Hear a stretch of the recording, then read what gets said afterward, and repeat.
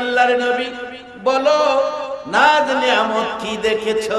ইদ্রিস আলাইহিস সালাম বলেন ইয়া রাসূলুল্লাহ দেখেছি দরজার চৌকাঠের মধ্যে লেখা, ভিতরে সিটকারি লাগানো, সিটকারি লাগানো, সিটকারি লাগানো।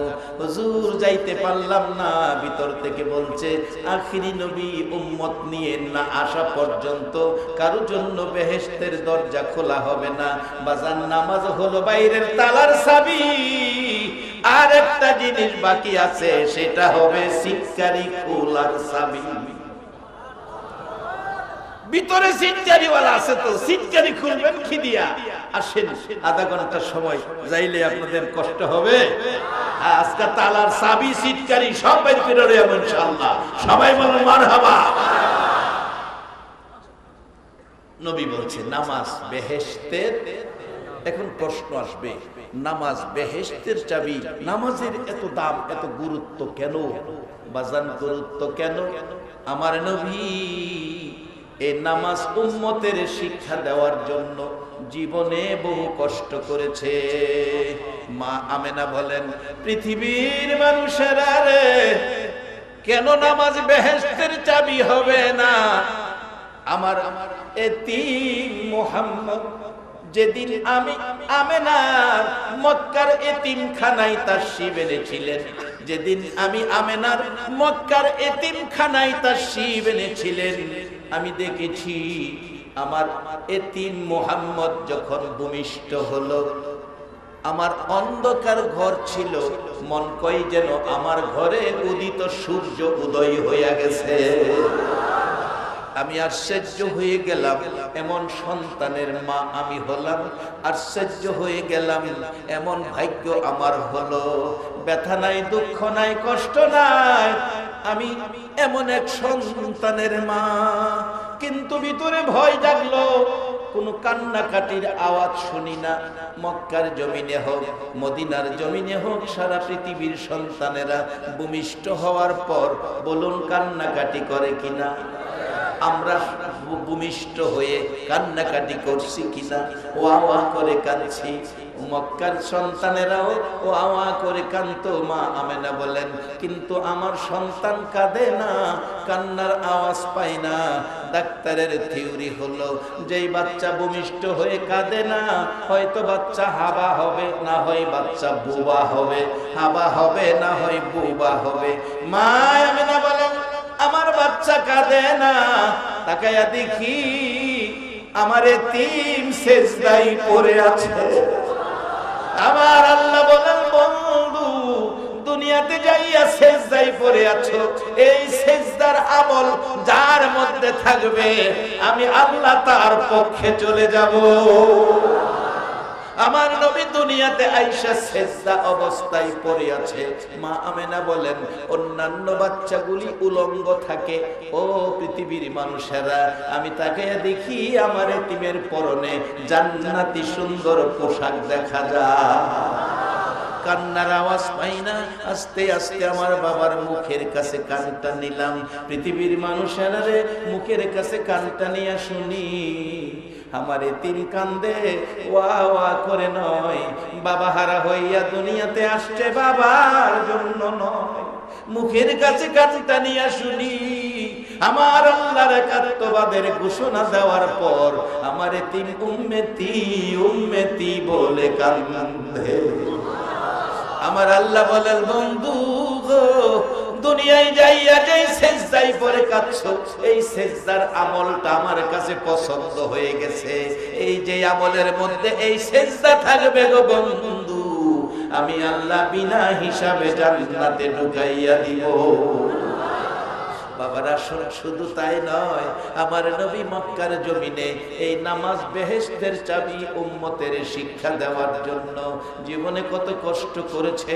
নামাজরত আমার নবী দাঁড়িয়ে আছে, নামাজরত আমার নবী দাঁড়িয়ে আছে। আবু জাহেল কোত্থেকে জেনে এসে নবীজির গলা মোবারকের উপর চাদরের ফাঁস লাগাইয়া দুই দিক থেকে টানতেছে। নবীজির জিহ্বা মোবারক বেরিয়ে গেছে, চোখ দুইটা যেন খুলে পড়ে যাবে।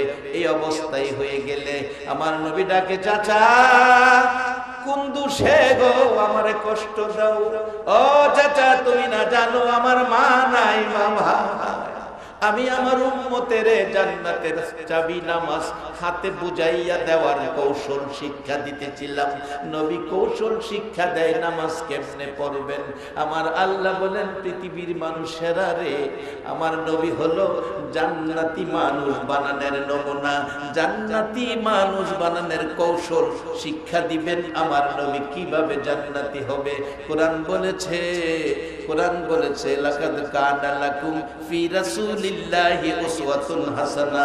যাই না ওদিকে লম্বা হয়ে যাবে। আমার নবী নামাজরত দাঁড়িয়ে আছে, আবু জাহেল দুই দিক থেকে গলায় চাদরের ফাঁস লাগাইয়া টানতেছে। আমার নবী ডাকে চাচা কষ্ট দিও না, আমি তো উম্মতের জান্নাতের চাবি হাতে পৌঁছাইয়া দিতেছি। আমার নবী নামাজরত দাঁড়িয়ে আছে। আরেকদিন আবু জাহেল এসে ডাকতেছে, ভাতিজা তোমার জীবনে যত প্রশ্ন করেছি সব প্রশ্নের জবাব নামাজের মাধ্যমে দিয়েছো। যত প্রশ্ন আবু জাহেল নবীজির করতেন সকল প্রশ্নের জবাব শুধু 2 রাকাত নামাজ দিয়ে দিতেন। একদিন আবু জাহেল প্রশ্ন করে জাবালে আবু কুবাইস পাহাড় মক্কাতে, ভাতিজা তোমাকে যত প্রশ্ন করি 2 রাকাত নামাজ দিয়ে জবাব দিয়ে দাও। আজকের প্রশ্নটা হবে দুনিয়া নয়, আকাশের চাঁদ 2 টুকরা করে দেখাইবা। 2 রাকাত নামাজ পড়ে নবী আঙ্গুল ইশারা করলে নবীর পক্ষে আকাশের চাঁদ 2 টুকরা করা, বলুন নবীর উম্মতেরা সম্ভব হবে কিনা? চাঁদ 2 টুকরা, শুধু আকাশের চাঁদ নয়, আমার নবী ডুবন্ত সূর্যকে ডাক দেওয়ার পর ডুবন্ত সূর্য আবার উদিত হয়েছে। সারা পৃথিবীর শক্তি মিলে, সারা বাংলাদেশের মানুষ মিলে ডুবন্ত সূর্যকে রশি লাগাইয়া যদি টানাটানি করে, বলুন 1 ইঞ্চি সূর্য আবার উপরে ওঠার ক্ষমতা আছে কিনা? আমার নবী আঙ্গুল ইশারা করলে ডুবন্ত সূর্য আবার উদিত হয়।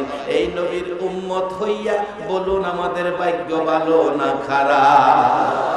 বাজান যে কাজগুলো নবী দিয়ে গেলেন সেইগুলো হাতে নেন, জান্নাতের চাবি হাতে নেন। জান্নাতের চাবি দেওয়ার জন্য নবীজি নামাজরত দাঁড়িয়ে আছে। আর যত প্রশ্ন আবু জাহেল করতেন সকল প্রশ্নের জবাব 2 রাকাত নামাজের মাধ্যমে দিতেন। আবু জাহেল আয়েশা দেখে ভাতিজা নামাজের মধ্যে ভাবতেছেন যত প্রশ্ন করেছি সব প্রশ্ন নামাজ দিয়ে জবাব দিতেন। ভাতিজার নামাজ দেখলেই আবু জাহেলের মেজাজটা খারাপ হয়, নামাজ দেখলে মেজাজ খারাপ হয়। আর আমার নবী নামাজি দেখলে আমার নবী খুশি হয়। এবার বলুন আবু জাহেলকে খুশি করবেন না আমার নবীকে খুশি করবেন? নবীকে খুশি করলে কি নামাজ লাগবে না নামাজ বাদ দিবেন? একবার বলুন আল্লাহু আকবার। আমার নবী নামাজের জন্য, জান্নাতের চাবি উম্মতের বুঝায় দেওয়ার জন্য নবীর জীবনের কষ্ট। আবু জাহেল অপেক্ষায় আছে আমার নবী সেজদায় গেলে নবীজির ঘাড় মোবারকে পাড়া দিয়ে ঘাড় ভেঙে ফেলবে। আমার আল্লাহ কয় আবু জাহেল রে, আমার বন্ধুর ঘাড় মোবারকে পাড়া দিবে, সম্ভব হবে না। 2টা কুদরতি ভাগ, মতান্তরে 2টা কুদরতি সাপ নবীজির 2 পাশে বানায়া বসায়া রাখছে। কুদরতি শক্তি, বাস্তব শক্তি, বলুন এক সমান হবে না বেশ কম হবে? কুদরতি সাপ বসে আছে, 2টা সাপ 2 পাশে ডাকতেছে, আবু জাহেল নবীর ঘাড়ে পাড়া দিবি না আমরার পেটের ভিতরে যাইবি? কাছে আসে। দূর থেকে আবু জাহেল চেষ্টা করতেছে কি করে কষ্ট দেওয়া যায়, কাছে আসতে পারে না। 2 সাপ 2 দিকে, ডান দিকে গেছে সাপ ডান দিকে বইছে, বাম দিকে গেছে সাপ বাম দিকে বইছে, পিছনে গেছে সাপ পিছনে ফিরছে, সামনে আইছে সাপ সামনে চেয়ে রয়েছে, কাছে আসে। আবু জাহেল দেখে কাছে আসা যায় না। আমার নবী উম্মতের জান্নাতের চাবি নামাজ কৌশল শিক্ষা দিতেছেন। দূর থেকে আবু জাহেল মরুভূমির পাথর হাতে লইয়া, যেই নবীর চেহারা মুবারকে কোনদিন একটা মশা মাছি বসে না, দূর থেকে মা নাই বাবা নাই গো, সেই নবী লক্ষ্য করে ডিল মারছে। এই পাথরের ডিল নবীজির কপাল মোবারকের চুল মোবারকের গোড়াটার মধ্যে ঠাস করে লাইগা লম্বা হইয়া পাইটা গেছে। নবীজি চাপায়া হাতে ধরে কাঁদতেছে, কে রে আমারে মারলি? আমি উম্মতের হাতে জান্নাতের চাবি নামাজ পৌঁছাইয়া দিতে দাঁড়িয়েছিলাম, কে আমারে মারলি? তাকাইয়া দেখে আবু জাহেল দূর থেকে হাসতেছে। আমার নবী কান্দে, চাচা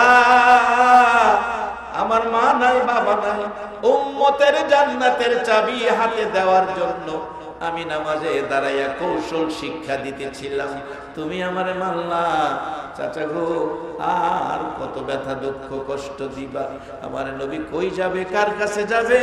নাই নবীজির মা, কে আদর করবে, কে রক্ত মুবারক মুছে দিবে? আমার নবী কানতে কানতে একেবারে নির্জন নিরিবিলি জংলাই, বাবলা কাটার জংলার ভিতরে যাইয়া কান্দে, মাবুদ যত ব্যথা যত কষ্ট দুঃখ আসে না কেন, আমি আমার উম্মতের হাতে জান্নাতের চাবি রাইখা যাইব। বাবারা, আমার নবী জংলাই বসে কান্দে, আবু জাহেল বাড়িতে যাইয়া আরাম করে। এমন সময় নবীজির চাচা, আপন চাচা বীরে আমির হামজা জংলাই হরিণ শিকারে গিয়েছিলেন, খালি হাতে ফিরলেন। আল্লাহর খেলা বোঝা যায় না। বাড়ির কাছে আইসা দেখে একটা হরিণী বাড়ির সামনে ঘুরতেছে, তীর ধনুক বাহির করলেন, শিকার করবেন। হরিণ ডাকতেছে, প্রভু গো, যেই নবীর উসিলাই আমাকে সৃষ্টি করেছো, সেই নবী জংলাই কান্দে, খবর দেওয়ার জন্য এসেছি। আমির হামজারে দেখা যায় আমার জবানটা খুলে দাও কথা বলার জন্য।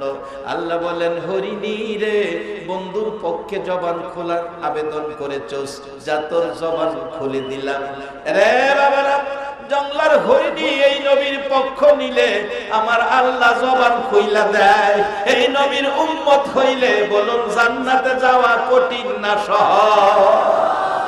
বাজার জর্দানে যাইয়া দেখি, জর্দান মাহফিল করতে যাইয়া দেখি, কোরআনের মধ্যে আসছে আসহাবে কাহাফের ঘটনা। 7 জন যুবক ঈমান বাঁচানোর জন্য পাহাড়ের গুহার ভিতরে আশ্রয় নিয়েছেন। তার সাথে একটা কুকুর, নাপাক প্রাণী, যার উপরে নামাজ ফরজ না, রোজা ফরজ না, যার গোসল নাই, যার মধ্যে পাক পবিত্রতা নাই, যেই কুকুর একটা কাপড়ও পরিধান করে না, সব সময় উলঙ্গ থাকে, সেই কুকুর ইমানদারের মহব্বতে আসহাবে কাহাফের ঘটনা। গুহার মধ্যে যুবকগুলো আশ্রয় নিলেন, ঘুমিয়ে গেলেন। গুহার মুখে কুকুর বসে বসে পাহারা দিতেন। ওই মসজিদে মাগরিবের নামাজ পড়ে জর্দানিকে বললাম, ঘটনাটা কোরআনে আসছে, একটু বাস্তবে দেখব। গেটটা খুলে দিল, ভিতরে ঢুকলাম, মিটি মিটি বাতি জ্বলে ডিম লাইটের মতো। জর্দানি দেখাইলেন, এখানে 2 জন যুবক ঘুমিয়েছে, এখানে 2 জন, 4-5 হাত ভিতরে 3 জন, মোট 7 জন যুবক ঘুমিয়েছে। কুকুরটা ইমানদারের মহব্বতে এই সাথে হইয়া গুহার মুখে পাহারা দিত। কুকুর নাই, কুকুর মরে গেছে। রে বাবারা, কোরআনের মধ্যে আসছে ওই 7 জন ইমানদার যুবকের পাশে, যুবকের পক্ষে নাপাক প্রাণী কুকুর যাওয়ার কারণে আল্লাহ কোরআনে তাকে কিতমির বানাইয়া, কিতমির নাম লাগাইয়া 7 জন যুবকের সাথে কুকুরকেও বেহেশতি ঘোষণা করে দিয়েছে। কুকুরকে যদি আমার আল্লাহ বেহেশতি ঘোষণা করে ইমানদারের যুবক ইমানদারের পক্ষে যাওয়ার কারণে, আর আজকে যারা কোরআন সুন্নাহর পক্ষে আখিরি নবীর উম্মত হইয়া ঘরবাড়ি বিছনা ছেড়ে মাহফিলে বসে আছেন, বলুন আমার আল্লাহ কি আপনাদেরকে জান্নাতি ঘোষণা দিতে পারে না? রে বাবারা, ভাইরা, আসুন, আমার নবী উম্মতের দাম ইজ্জত সম্মান অনেক বেশি রে বাবা, এই ইজ্জত সম্মান অনেক বেশি।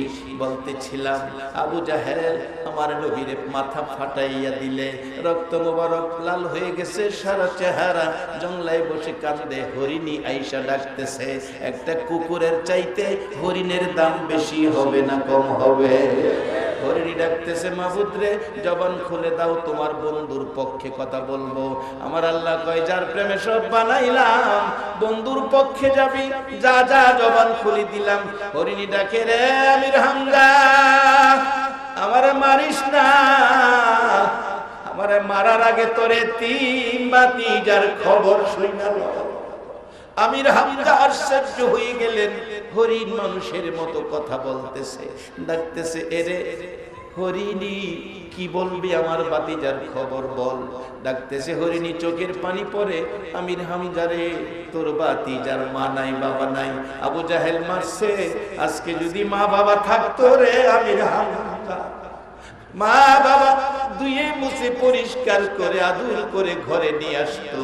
তোর ভাতিজার মা নাই বাবা নাই, আবু জাহেল মাথা ফাটাইছে, জংলায় বসে কাঁদতেছে, আমারে মারার আগে তোর ভাতিজার খবর দে। আমির হামজা বলেন, হরিণী রাস্তা ছেড়ে দে, আমার ভাতিজার মা নাই বাবা নাই বলে আবু জাহেল মারবে? আমি চাচা এখনো মরি নাই, আমি চাচা এখনো মরি নাই। দৌড়াইয়া বাড়িতে গেলেন। মা বোনেরা কান পাতিয়া শুনো গো মা, তোমাদের মতো মহিলারাও মক্কা মদিনার জমিনে আমার নবীকে ভালোবাসতো। দৌড়াইয়া বাড়িতে গেলে, যাইয়া দেখে আমির হামজার বিবি বিনাইয়া বিনাইয়া কান্দে। ডাকতেছেন, বিবি গো তোমার আবার কি সমস্যা, তুমি কেন কান্দতেছো, কি দুঃখ কি ব্যথা বলো? বিবি গো মনে বড় ব্যথা, আমার ভাতিজার মা নাই বাবা নাই, আমার এতিম ভাতিজাটারে আবু জাহেল মারছে, জংলায় বসে কান্দে। তুমি কোন দুঃখে কান্দো গো বিবি? বিবি গলায় ধরে ডাকতেছে, স্বামী গো আমি তো এতিম ভাতিজার ব্যথায় কান্দি, অনুরোধ করি আমার ভাতিজারে আবু জাহেল মারছে, তার প্রতিশোধ নিতে হবে, তোমার ভাতিজারে বাড়িতে আইনা আমার কাছে দিতে হবে। কথা দিলাম গো স্বামী, ভাতিজারে আমি মার মতো আদর করবো। আমির হামজা একটা দৌড় দিয়ে আবু জাহেলের বাড়ির সামনে, যারা মক্কায় গেছেন দেখেছেন পার্শ্ববর্তী বাড়ি আবু জাহেলের বাড়ি, সামনে গিয়ে ডাক দিলেন, আবু জাহেল বাড়িতে আছো? হ বেরিয়ে আসো। বেরিয়ে আসলেন, কি ব্যাপার, তুমি কি আমার ভাতিজারে মারছো? হ মারছি। এরে আবু জাহেল কেমনে মারলি? আমার ভাতিজা জীবনে একটা দিন বাবা কইয়া ডাকলো না, 6 বছর বয়সে মা হারাইলো, মা মা ডাইকা সাত মিটাইতে পারলো না। কেন মারলি? রাগ হইয়া আমির হামজা আঘাত করেছে, আবু জাহেলের মাথা ফেটে গেছে, 2 হাতে চাপাইয়া ধরে রাখছে। আমির হামজা এইভাবে আমারে মারবি ভাবতে পারি নাই। আমির হামজা ডাকে, আবু জাহেল মারা শেষ হয় নাই, বল আমার এতিম ভাতিজাটা কই? খবর যদি না দিবি রে আবু জাহেল, আমি তোর কল্লা কাইটা ফালামু। আবু জাহেল ডাকে, আর মারিস না, আমি দেখছি রক্ত মাখা চেহারা মুবারক লইয়া কানতে কানতে এই রাস্তা দিয়ে জংলার দিকে গেছে। আমির হামজা একটা দৌড় মারছে, ভাতিজা বাবা গো, কই গো বাবা, আমি তোমার চাচা আইসা পড়ছি। দৌড়াইতে দৌড়াইতে বহু দূর পাহাড়ের খুঁজে, পাহাড়ের চিপা চাপাই দৌড়াইয়া, খুঁজ পাচ্ছে না। পাহাড়ের উপরে ওইটা দেখে, দূরে দেখা যায় গাছের ডালের পাখিরা যার মায়ায় বসে কাঁদতেছে, চারিপাশে হরিণের দল বসে বসে কাঁদতেছে। আমির হামজা দৌড়াইয়া যাইয়া দেখে আমার নবী বসে বসে কাঁদতেছে, পিছনে যাইয়া আনজাইয়া ধরে চিৎকার মারছে, বাবা বাবা গো কাঁদো না, আমি তোমার চাচা আইছি। চাচার শরীরে বাবার গন্ধ থাকে। আমার নবী একটা চিৎকার মারছে, চাচা চাচা গো, আমি আমার উম্মতের জান্নাতের চাবি নামাজ শিক্ষা দিতেছিলাম, এই অবস্থায় বিনা অপরাধে আবু জাহেল আমারে মারছে গো চাচা। আমার নবী বলেন, ভাতিজা কান্দো না, আবু জাহেলের মাথা ফাটাইছি, আসো বাড়িতে যাই। আমার নবী বসার থেকে উঠাইলেন। আমার নবী দেখাইতেছে, চাচা এই জায়গাটার মধ্যে মারছে, সমস্ত চেহারা মোবারক রক্ত শুকাইয়া লাল লাল হয়ে রয়েছে। গোড়ার পৃষ্ঠে উঠাইয়া গোড়াকে চাবুক মারলেন, এক দৌড়ে বাড়িতে পৌঁছে গেলেন। আমির হামজার বিবি দাঁড়িয়ে আছে, বাতিজা আসবে, কাছাকাছি গেলে দুইটা হাত বাড়ায় ডাকে, বাতিজা আয়, আমি তোর মার মতো আদর করব। আমার নবী চিৎকার মারছে, চাচি 6 বছর বয়সে মা হারাইলাম গো, মার আদর পাই নাই। গোড়ার থেকে নামাইয়া রুমাল ভিজাইয়া ভিজাইয়া চোখের মুড়িতে কপালে গাল মোবারকে রক্ত মোবারক শুকাইয়াছে, ভিজাইয়া ভিজাইয়া পরিষ্কার করলে এই পাথরের আঘাতের দাগ বেশি গেছে। আমার নবী বলেন, চাচি এই জায়গাটায় আস্তে আস্তে আস্তে মুইছো, বড় ব্যথা পাই গো চাচি। আমার নবীর চাচিটাকে বাবা এই জায়গায় আবু জাহেল মারছে, কি অপরাধ করেছিল গো বাবা? চাচি কোনো অপরাধ করি নাই, উম্মতের জান্নাতের চাবির কৌশল শিক্ষা দিতেছিলাম। আমার আল্লাহ বলার বন্ধু গো, আমির হামজার বিবির সাক্ষী বানাইলাম, যেই নামাজে আবু জাহেলের পাথরের ডিল খাইয়া মাথা মোবারক ফাটছে গো নবী। তোমার এই কষ্ট ব্যথা দুঃখের কথা কিয়ামত পর্যন্ত তোমার উম্মতের কানে কানে পৌঁছাবো। এই ব্যথাই ব্যতীত হইয়া যারা নামাজে দাঁড়ায় যাবে গো বন্ধু, আমি আল্লাহ বিনা হিসাবে জান্নাতে ঢুকাইয়া দিব।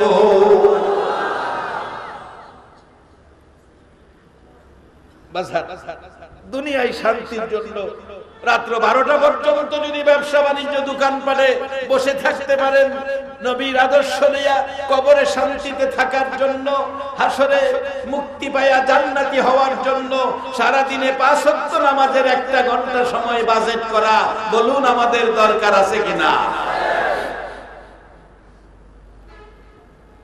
আসেন, নামাজ বেহেশতের চাবি বলেছে আখিরি নবী। নামাজ বেহেশতের চাবি বলেছে কে? আখিরি নবী।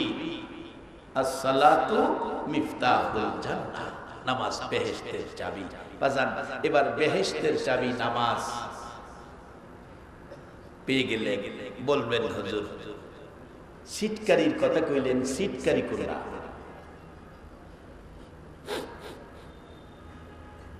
সিটকারি বাইরে তৈরি কোরআনের মধ্যে আছে, ওয়াকাদা রাব্বুকা আল্লা তা'বুদু ইল্লা ইয়্যাহু ওয়া বিল ওয়ালিদাইনি ইহসানা। আল্লাহ কোরআনে বলছে একমাত্র ইবাদত করবা আল্লাহর, আল্লাহর ইবাদতের পরে খেদমত করবা মা বাবা। ইবাদতে জান্নাতের চাবি, মা বাবার খেদমতে ভিতরের সিটকারি। বাজান, এটা আমার শেষ কথা, তারপরে দোয়া করব। ভিতরের সিটকারি মা বাবার খেদমত।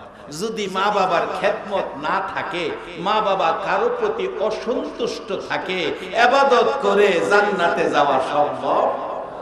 ওই দিন একটা ছোট্ট বাচ্চা গজল গাইতেছে, জান্নাতের চেয়ে দামি আমার মা, মা গো জান্নাতের চেয়ে দামি আমার মা। কি কথাটা কি বাস্তব? কথাটা কি সত্য? কথাটা কি আমার নবীর পক্ষে? কথাটা কি আছে? নবী বলেছে মায়ের পায়ের নিচে সন্তানের, কয় না মায়ের পায়ের নিচে সন্তানের। সেই জন্যই তো বাচ্চা গজলের মধ্যে জানছে, জান্নাতের চেয়ে দামি আমার মা, মা গো জান্নাতের চেয়ে দামি আমার মা। মায়ের পায়ের নিচে যদি জান্নাত হয়, তাহলে জান্নাতের চেয়েও দামি হবে আমার মা। আর বর্তমান সময়ে সে মার মূল্য নাই। বাবার আধাকানি জমি বিক্রি করে সন্তান বিদেশ পাঠাইতেছে, আর হ্যাঁ অ্যাকাউন্ট করে গেছে স্ত্রীর নামে। বাবাই জমি বিক্রি করে বিদেশ পাঠায়, অ্যাকাউন্ট করে স্ত্রীর নামে। বলবেন হুজুর আপনি কেমনে জানেন? বাজান, আমি একদিন ব্যাংকে গেলাম, ইসলামী ব্যাংকে, ম্যানেজারের কাছ থেকে একটু কাজ ছিল, যাই দেখি মহিলাদের জন্য ভিতরে ঢোকা যায়। জিজ্ঞেস করলাম, বন্ধু কি ব্যাপার, তোমার কি আজকে মহিলা দিবস নাকি? কয় না। এত মহিলা? হুজুর খবর রাখেন না, এখন তো বিদেশিদের অ্যাকাউন্ট সব মহিলাদের নামে, মহিলাদের নামে। এই দেখলাম আর কি মহিলাদের নামে অ্যাকাউন্ট। আরো বাস্তব, ডিসেম্বরের প্রথম দিকে নারায়ণগঞ্জ মাহফিলে যাচ্ছি, সন্ধ্যা 6:30-7:45 দিকে টেলিফোন আসলো, আমি গাড়ির মধ্যে রিসিভ করলাম। হ্যালো, কে বলছেন? হুজুর আমি ইতালি থেকে বলছি। কি ব্যাপার?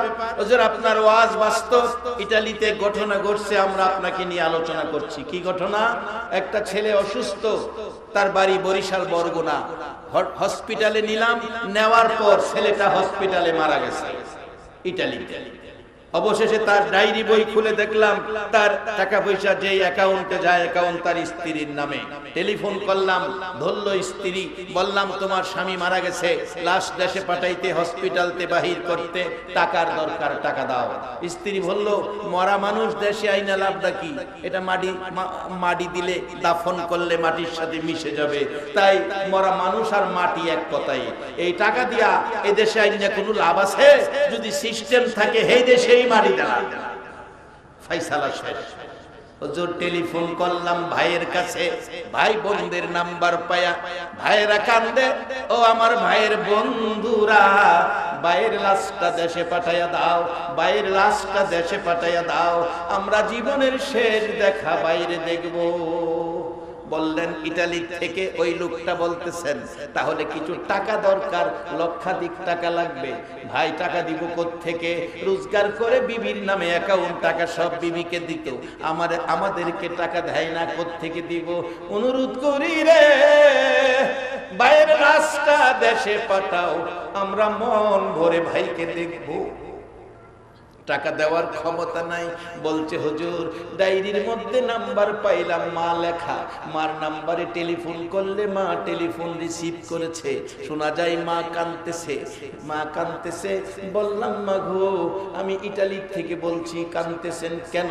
মা জবাব দিচ্ছে বাবা আমারও একটা ছেলে ইতালি থাকে, আমারও একটা ছেলে ইতালি থাকে, কাঁদতেছি রে বাবা, কেন জানি আজকে সকাল থেকে আমি মার কলিজা আগুন জ্বলতেছে। বলুন সন্তানের যদি বিপদ হয় পৃথিবীর কেউ জানে না, আগে জানে কে? মা কাঁদতেছে, খবর দেওয়ার আগেই মা কাঁদতেছে। জিজ্ঞেস করলাম মা কাঁদতেছেন কেন? জবাব দিল বাবা গো আমার একটা ছেলে ইতালি থাকে, কাঁদতেছি এই জন্য, কেন জানি সকাল থেকে আমি মার কলিজায় আগুন জ্বলতেছে। ওই ছেলেটা বলল হুজুর, আমি বললাম যখন মা কেন আগুন জ্বলতেছে, খবর বুঝি আপনার কলিজায় হয়ে গেছে। মা গো আপনার ছেলে অসুস্থ হয়েছিল, হসপিটালে নিয়েছিলাম, হসপিটালে আজকে সকালবেলা মারা গেছে। হুজুর এমন একটা চিৎকার, মা সন্তানের মৃত্যুর খবর শুনে মানল, মন কই যেন আল্লাহর আরশ পর্যন্ত কাঁইপা উঠছে। এরে বাবারা ভাইরা, এই মা বাবারে যারা কষ্ট ব্যথা দুঃখ দিয়েছো, মনে রাখো জান্নাতের চাবি নামাজ হতে পারে, ভিতরের সিটকারি খোলা যাবে না। আল্লাহ বলছে রবের ইবাদতের পরে মা বাবার খেদমতের কথা কোরআনে বলছে, হাদিস শরীফে রাসূল বলেছে, অনেক গুরুত্ব আলোচনা। যাই না ওদিকে গেলে আমি এখন দোয়া করব। বাজান সব ঠিক আছে, মা বাবার সাথে ব্যবহার ভালো না, এই ব্যক্তির আমল বরবাদ হয়ে গেছে, সব নষ্ট হয়ে গেছে। হাদিস শরীফে রাসূল বলেছেন আমলের কথা, বিররুল ওয়ালিদাইনি আফদালু মিনাস সালাত ওয়াস সাদাকা ওয়াস সাওমি ওয়াল হাজ্জি ওয়াল উমরাতি ওয়াল জিহাদি ফি সাবিলিল্লাহ। একটা লোক নামাজ পড়লো, সদকা করলো, রোজা রাখলো, হজ করলো, উমরা করলো, আল্লাহর রাস্তায় জিহাদ করলো, 6টা ইবাদত করে যেই নেকি লইয়া বাড়িতে যাইতেছে, আরেকটা লোক ঠেলা চালায়, ভ্যান চালায়, লেবারের কাজ করে, কষ্টের কাজ, সারা দিনে মাত্র 500 টাকা বাজার করে কিছু টাকা রইলো, এই দিয়ে অন্য কিছু না কিনে মা বাবার জন্য 250 গ্রাম আঙ্গুর কিনে দিয়ে বাড়িতে রাত্র 10টায় যাইয়া দেখে বাবা রাস্তায় দাঁড়িয়ে আছে, বাবাকে পাইয়া সামনে গিয়ে দেখে দরজা খুলে মা দাঁড়িয়ে আছে। মা বাবার হাতে 250 গ্রাম আঙ্গুর দিল, এই জাতীয় কোন জিনিস দিলেন, যদি মা বাবা খুশি হয়ে যায়, রাসূল বলেছে ওই 6 ইবাদতকারীর চাইতে মা বাবার খুশি 250 গ্রাম আঙ্গুর পরিমাণ কোন জিনিস দিয়ে কেউ যদি খুশি করতে পারো, ওই 6 ইবাদত আমলকারীর চাইতে তোমার আমলে নেকি বেশি পাওয়া গেছে।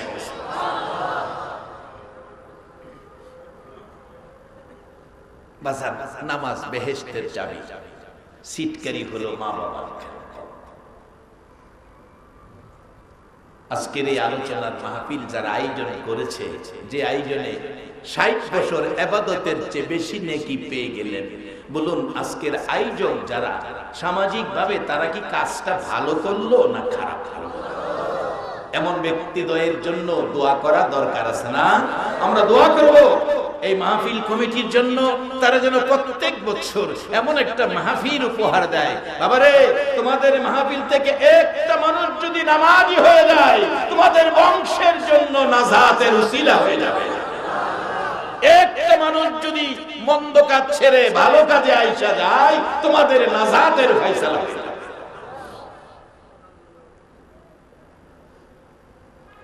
দোয়া করি আল্লাহ তাদেরকে এই মাহফিল প্রত্যেক বছর করার তৌফিক দেন।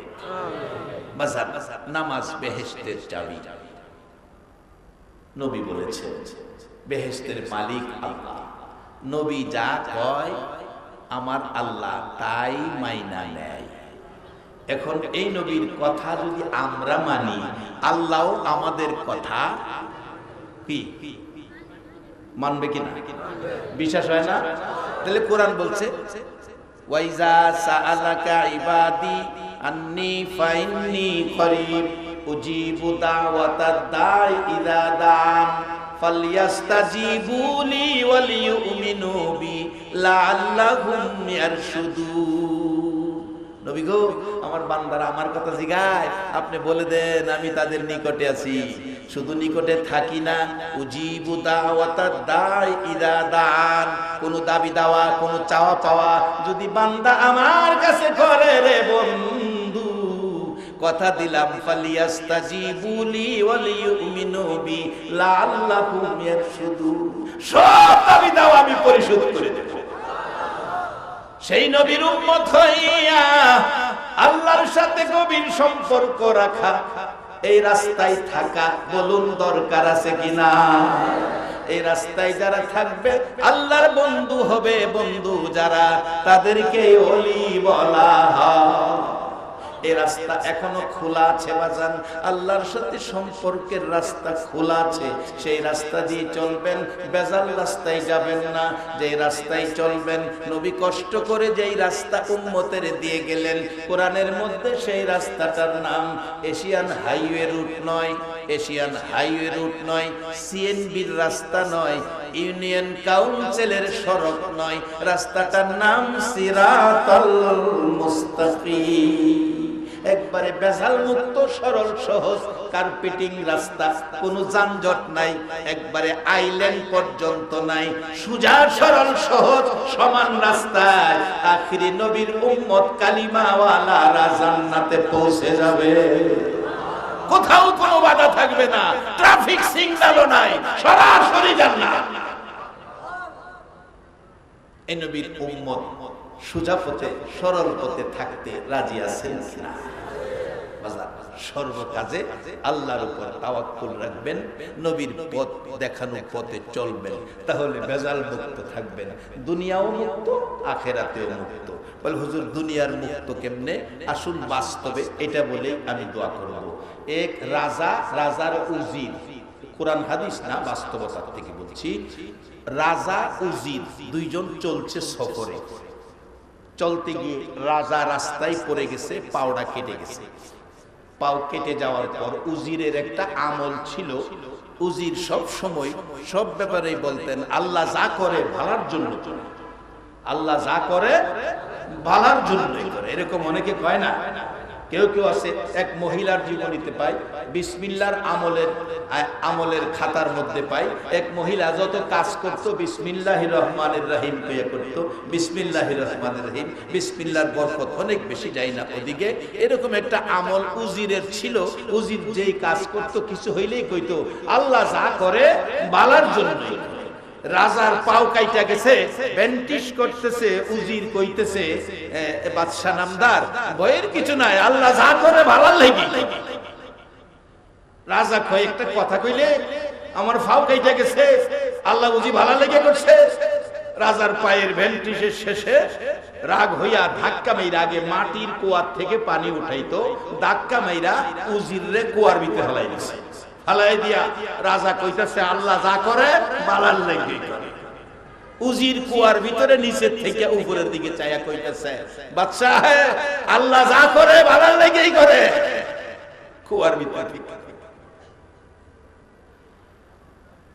ভিতরে উজির রাজা যাইতেছে গা, যাইতে যাইতে যাইতে যাইতে আরেক রাজার রাজত্বে ঢুকলো। ওই রাজার রাজত্বে ঢুকার পর ওই রাজার আইন ছিল রাত্র 10টার পরে যদি কেউ আমার রাজত্বের ভিতরে ঢুকে তাকে ফাঁসি কাষ্টে দিয়া মারা হবে, বিচার আইন করে দিলেন। এই বাউন্ডারির ভিতরে কেউ আর যায় না 10টার পরে। রাজা তো আর জানে না, ওই রাজার রাজত্বের ভিতরে ঢুকে গেছে। ধরছে, ধৈরা রাজার দরবারে নিয়ে গেলেন। এই লোক রাত 10টার পরে ঢুকছে, তাকে রাখো, সকালবেলা তাকে ফাঁসি দেওয়া হবে। ফাঁসি দেওয়ার আগে তাকে গোসল দিবে, একজন আলেম আছেন, হুজুর আছেন, তাকে তওবা পড়াবেন, তাকে কালিমা পড়াবেন। এগুলি পড়াইতে নিছে, দেখে তার পায়ের মধ্যে ব্যান্টিশ। হুজুর বলছে বাদশাহ যাকে ফাঁসি দেওয়ার জন্য আমার কাছে পাঠাইছেন, কালিমা পড়াবো, তওবা পড়াবো, আইনে তো আছে অসুস্থ ব্যক্তিকে ফাঁসি দেওয়া যায় না, অসুস্থ ব্যক্তিকে ফাঁসি দেওয়া যায় না। যাকে পাঠাইছেন লোকটা তো অসুস্থ, তার পায়ে ব্যান্টিশ, তাহলে কি করা? তাকে মুক্ত করে দিতে হবে। ঠিক আছে, তাকে মুক্ত করে দাও। পায়ে ব্যান্টিশ থাকার কারণে বাইসা গেল, দৌড়ে যাইতেছে। উজির যে কইছে আল্লাহ যা করে ভালোর লাগি করে, আজকে ব্যান্টিশ থাকাতে তো আমি বাইসা গেলাম, তা তো আল্লাহ ভালোর লাগি করছে। দৌড়ে গেছে, কুয়ার পারে যায় দেখে উজির কুয়ার ভিতরে, পারে যায় ডাহে হাত উপরে দিছে। বাদশা নিচে হাত দিছে, তাই না উঠাইছে, উঠাইয়া খায়, দেখ তুই যে কইছস আল্লাহ যা করে ভালোর লাগি করে। ফাই ব্যান্টিশটা করার সময় এই ব্যান্টিশ থাকার কারণে গলায় ফাঁসি আসছিল, আমারে ছাইরা দিছে, বাইসা গেছি। তোর কত রাই? আল্লাহ যা করে কয় না, কয় না, আল্লাহ যা করে। এবার বাদশা বলতেছে উজির তোরে কুয়ার ভিতরে ফালাইলাম, কুয়ার ভিতরে ফালাইলাম, তুই কুয়ার ভিতরে থাইকা কইতাছস আল্লাহ যা করে ভালোর লাগি করে, তুই কি বুইঝা কইলে? উজির কয় বাদশা আপনার সাথে তো আমিও যাইতাম, আমার যদি কুয়ায় না ফালাইতেন তাহলে আপনার সাথে আমিও যাইতাম। ঘুমায় গেছেন না? আমি তো আপনার সফর সঙ্গী, আমিও তো আপনার সাথে যাইতাম, কিন্তু আপনি অসুস্থ বিদায় ছাইরা দিছে, আমি তো সুস্থ ছিলাম। যদি কুয়ায় না ফালাইতেন এই ফাঁসি আমার গলায় হতো। এই জন্য বলছিলাম আল্লাহ যা করে ভালো লাগে। আমরা সেই জাতি, জীবনের দুঃখ কষ্ট যা আসবে আমরা মেনে নিব এই শর্তে আল্লাহ যা করে ভালোর জন্য করে। কিন্তু আমরা বুঝতে ভুল করি, বুঝি না। অনেক সময় কেউ কেউ বলে জীবনে একটা পাপ করি না, আল্লাহ যে কেন বিপদ দিল। এই বলে জাইন না কোনো পাপ করে না, আল্লাহ যে কেন বিপদ দিল। প্রথম নম্বরে